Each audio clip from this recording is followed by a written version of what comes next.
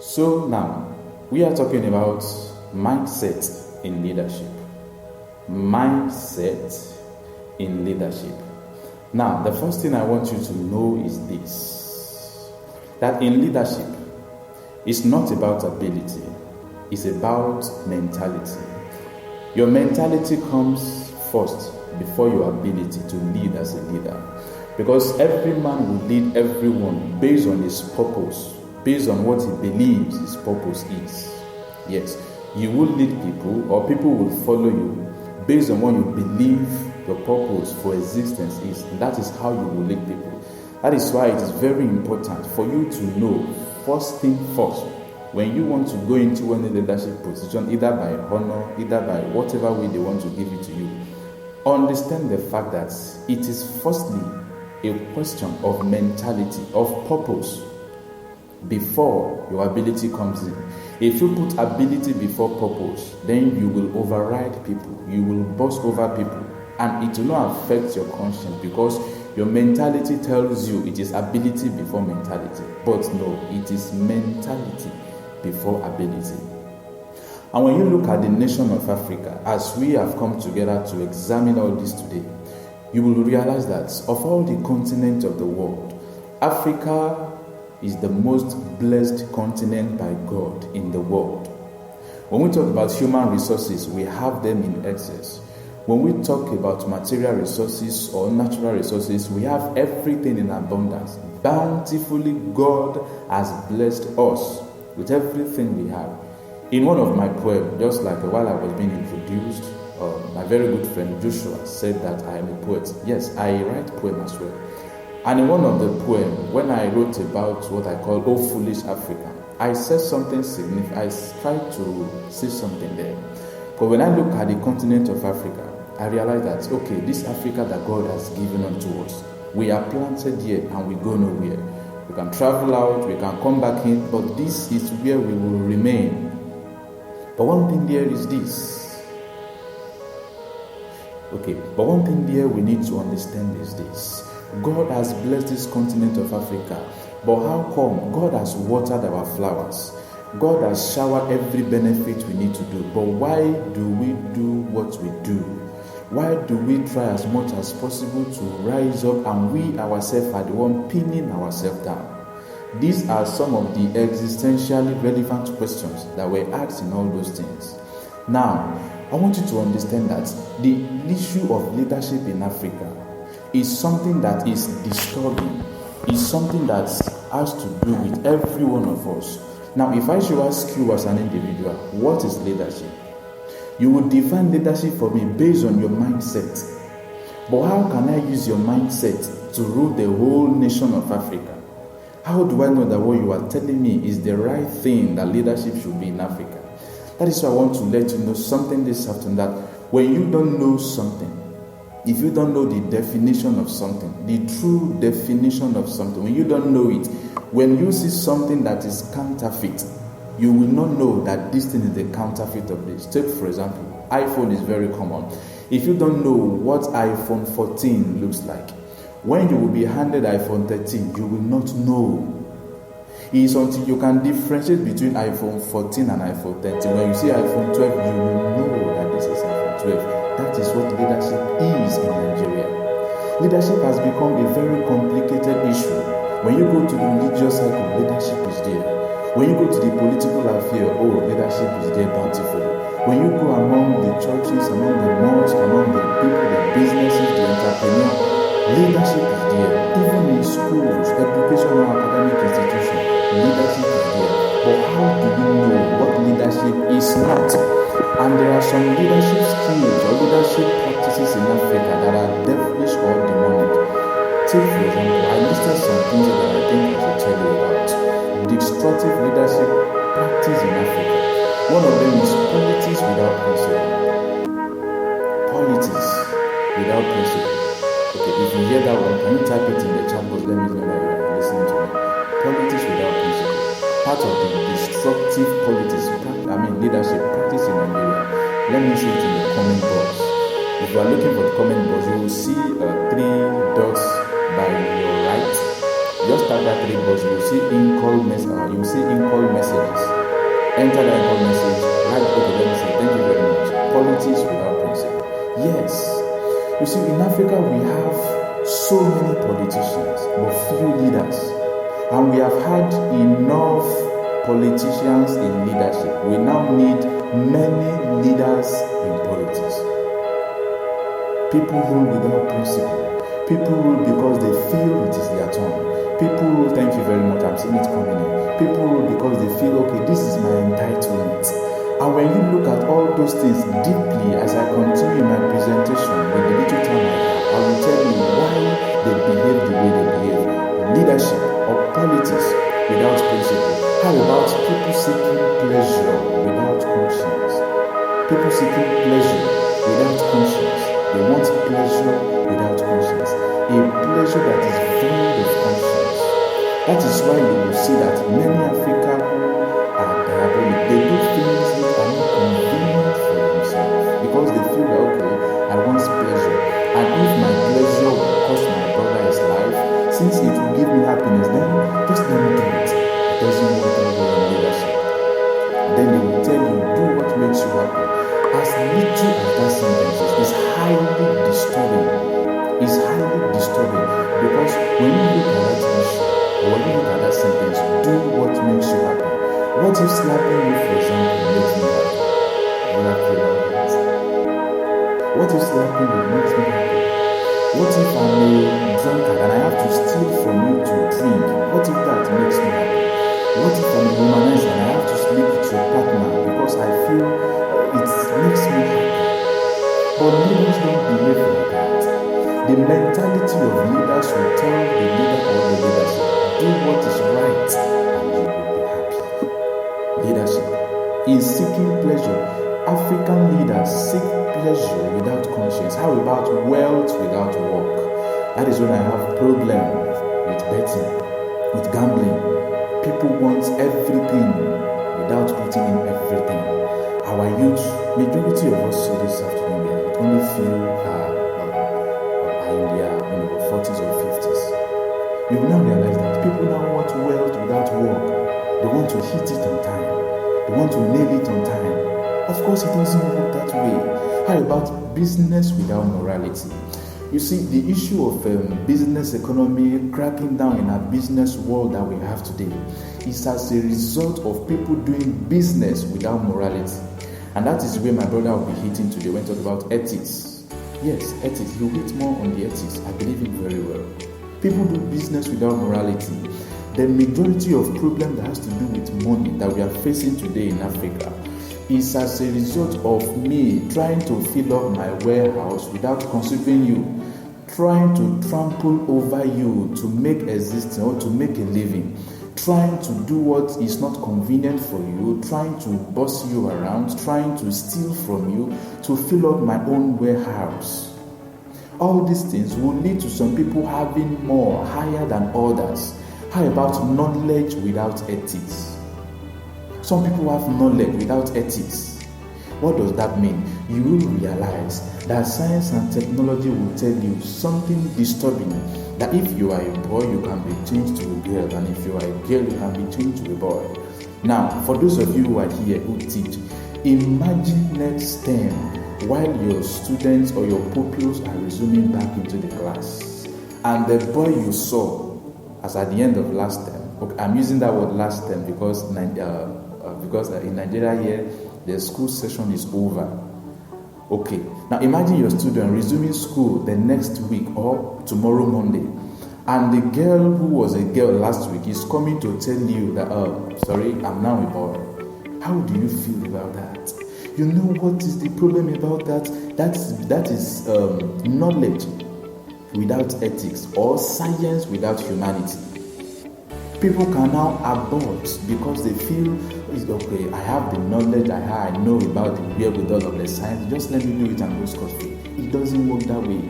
These are some of the destructive leadership patterns that we practice in Africa. How about worship without sacrifice? Africa is a very religious country.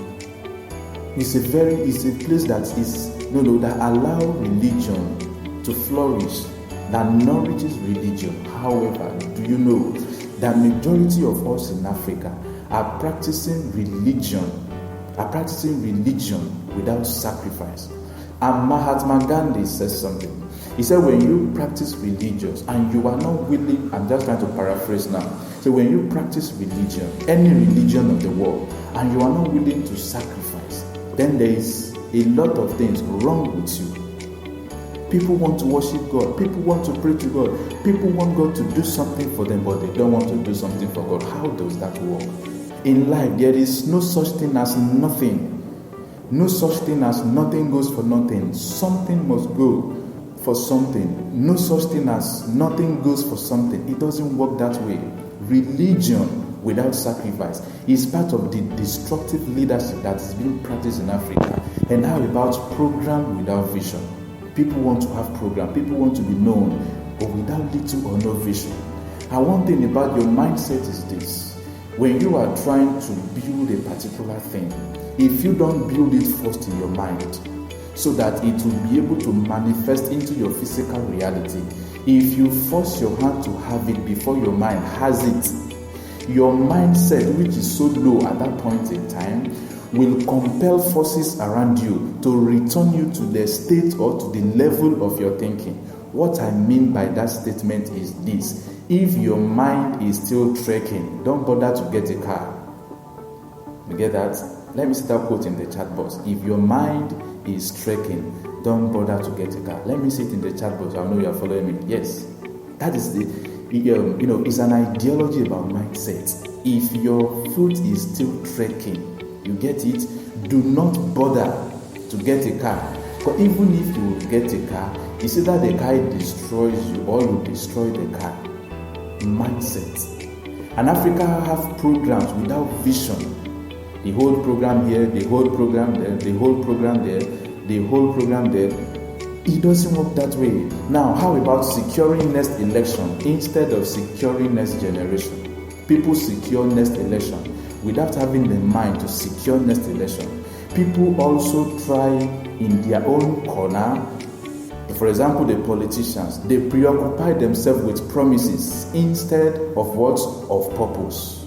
Preoccupation with promises instead of purpose. These are the destructive leadership practiced in Africa. Now, what is now true leadership?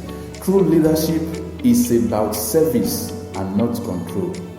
It's about you serving people. You serving people, giving back to humanity. Somebody said, and I quote, he said, I don't know what your future will be, and I do not know what your destiny looks like.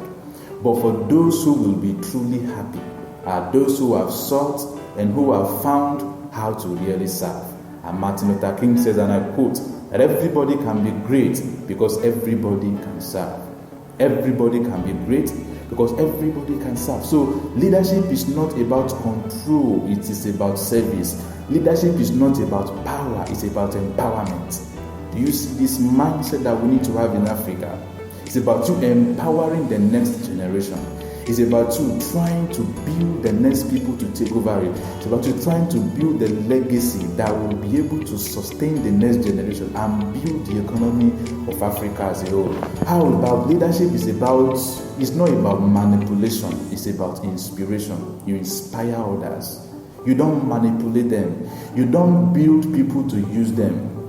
Hello? You do not build people to use them. But leadership is about you building people that they can be useful for themselves. If they are useful for themselves, trust me, they will be indebted to you for life. Leadership as well is not about people, it's about purpose. It's not about you getting people to follow you, to run around you, to go after you, to seek you, to look for you. Leadership is what more than that. Leadership is about you finding your own purpose, your own niche. And when you find your niche, people who are in need of the problem, of the solution you are creating in that very niche, they will come seeking after you. Ralph Waldo Emerson, he says something, that if a man can be a better preacher than his neighbor, if a man can be a better person that designs or builds a trap that can catch a mouse, even if the man lives in the woods, people will look for him through a beaten path.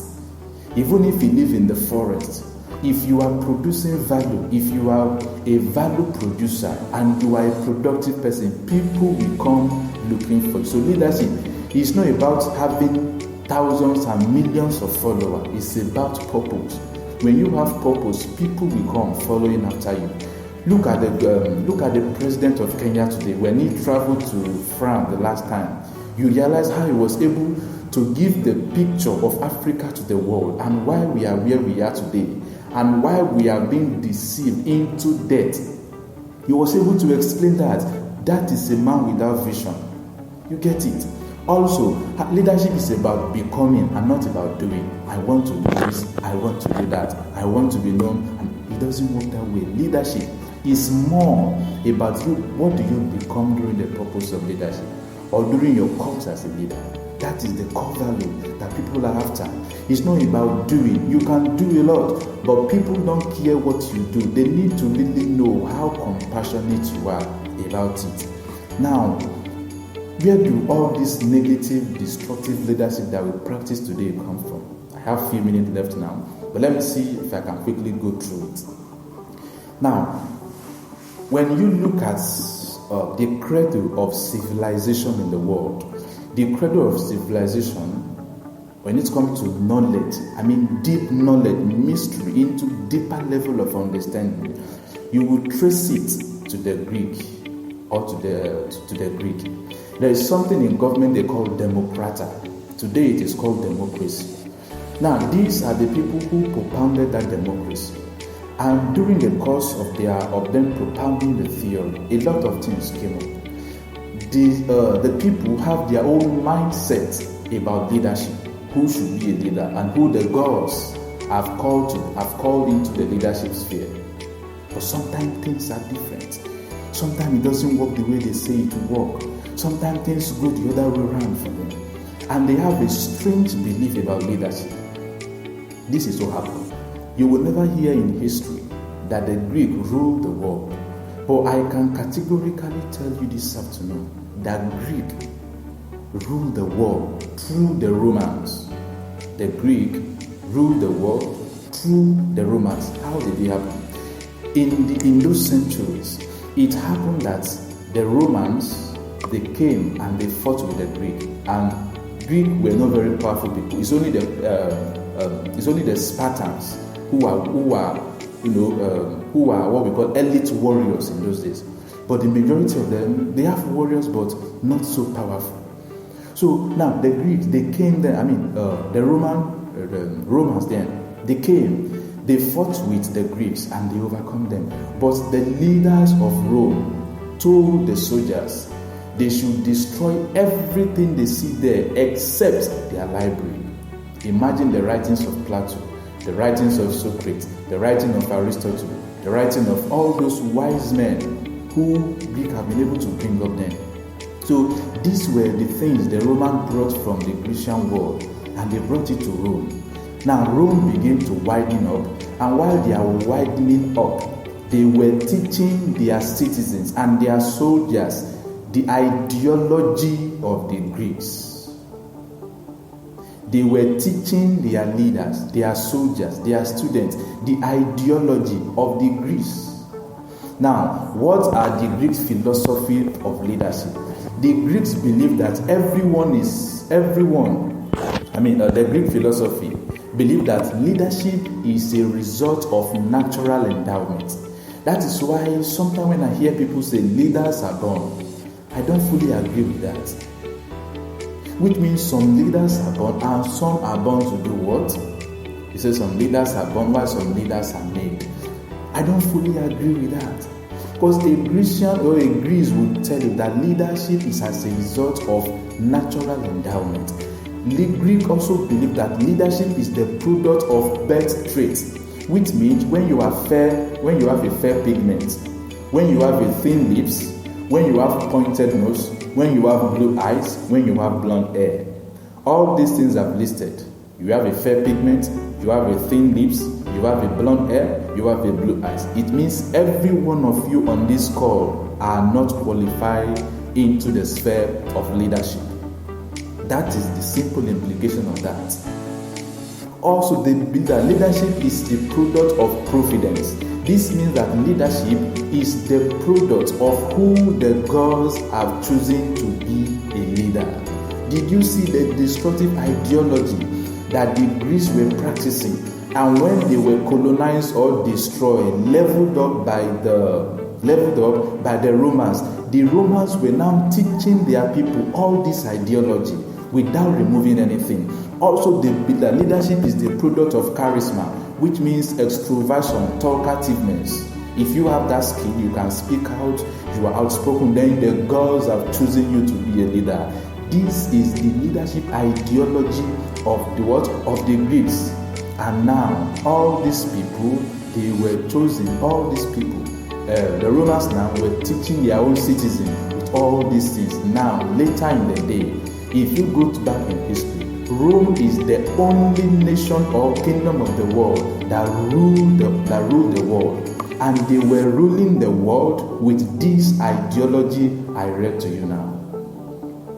They were ruling the world with all this ideology. Now, when the Portuguese came into Africa, because after some time, before I go to the Portuguese, my time is almost up now, I just have to tell this. Now, Romans were so powerful that no nation can destroy them. But do you know that Rome destroyed itself? Because, for example, out of 14 Caesars, over 10 of the Caesars are homosexuals.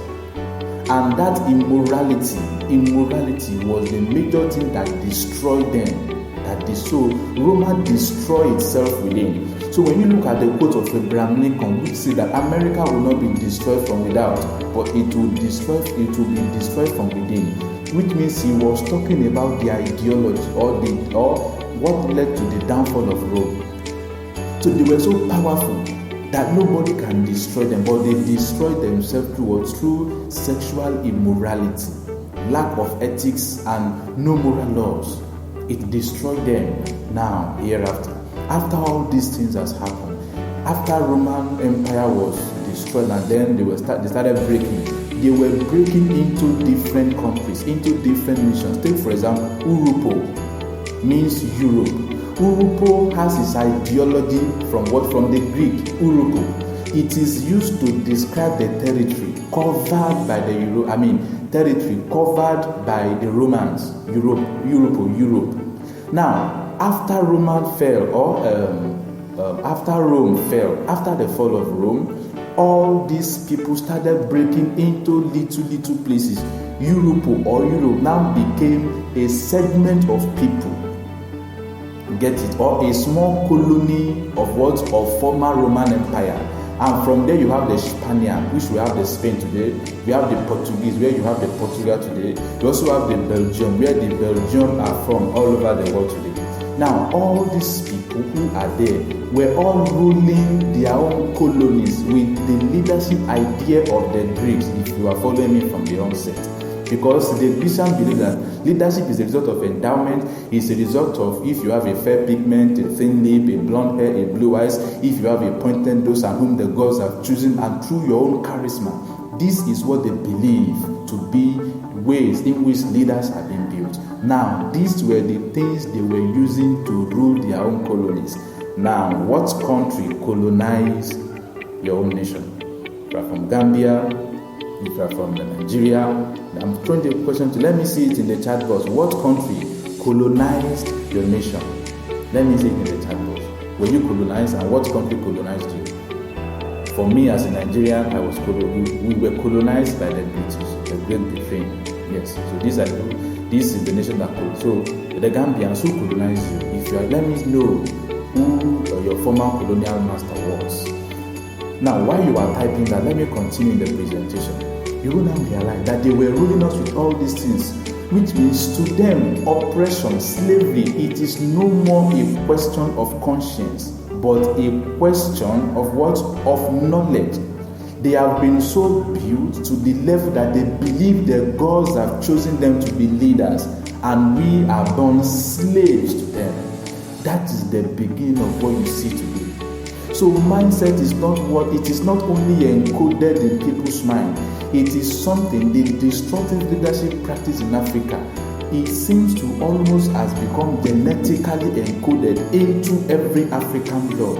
And it is only when you change that mindset that thing can be removed from them. Look at the story so far, and look at why people do what they do, because of the ideology that was being used over almost 1,000 years ago. Because of what some people believe, the gods have chosen them to become leaders, and the gods have endowed some people as their servant or their slaves. That is why we are where we are today. And now Africans have been delivered from oppressor, but we are yet to be delivered from oppression.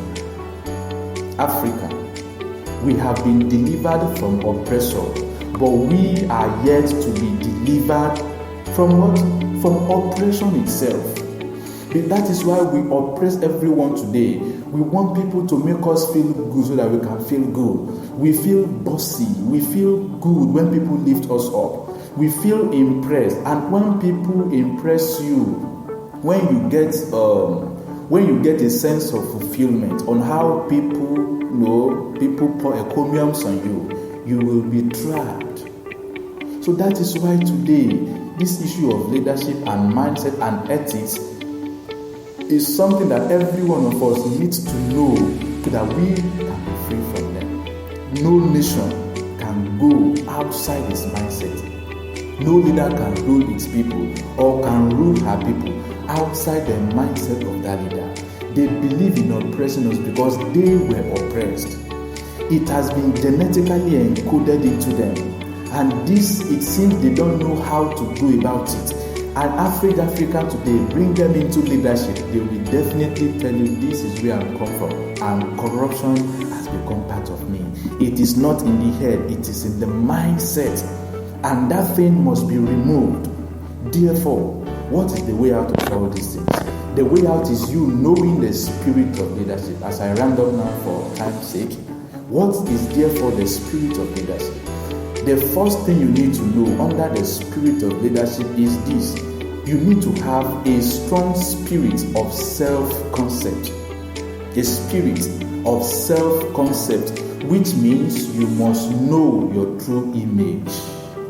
You must know your true image. Why must you know your true image? Because everyone, either blue or black, white or pink, blue or yellow, everyone was created by God to be a leader.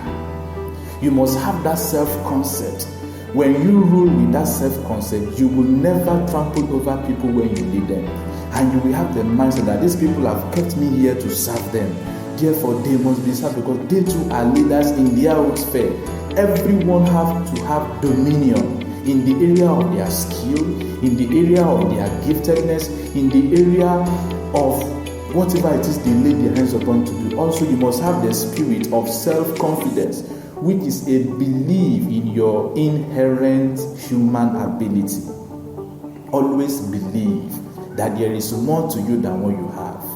The leader can be bad, the leader can be wrong. Always believe. When you have this spirit, your mindset will start to change. A strong belief in your self-concept, a strong sense of significance as well, which is a sense of valuable contribution to the world. Believe that your idea counts. Believe that even though you are black, your idea counts. Even though you are a Negro, as what they will call it, your idea still counts. Have a belief of self-significance. This is one of the major ways out of oppression itself. We have been delivered by our colonial masters. We have been freed. But do you know we don't have freedom from oppression because we ourselves are the one oppressing ourselves. We are the one that will now start to sell each other out, try to blackmail each other, try to do all sorts of nonsense to crumble the economy. You make deals with that country, you make deals with them, trying to get weapons. Look at what is happening today in Sudan. Just two people turning the whole nation upside down. You will realize that these people are into anarchy or dictatorship. This one wants his head to be up, and this one to want his own head to be up. How do you do that? How do you rule a nation when you are not congruent with your mindset? Also have a sense of have a spirit of passion, and this spirit of passion is a deep conviction and determination towards something that you do.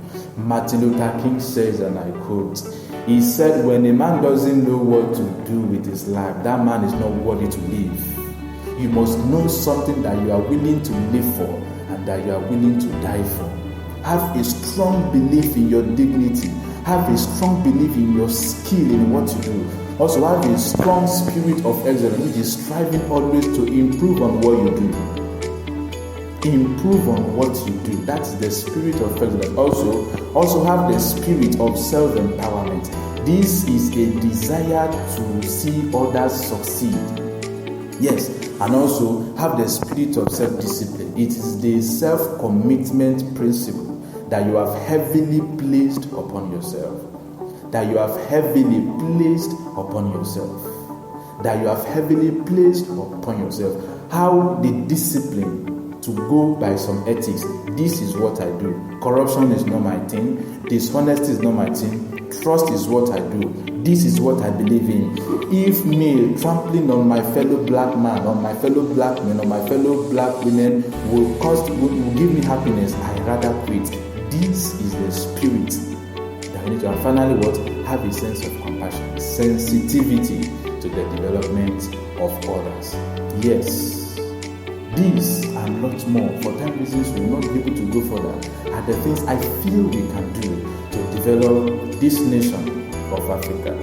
I am Hezekiah, a native of Kogi State, privileged to be a Nigerian and a citizen of heaven. Thank you very much for having me this afternoon. Thank you.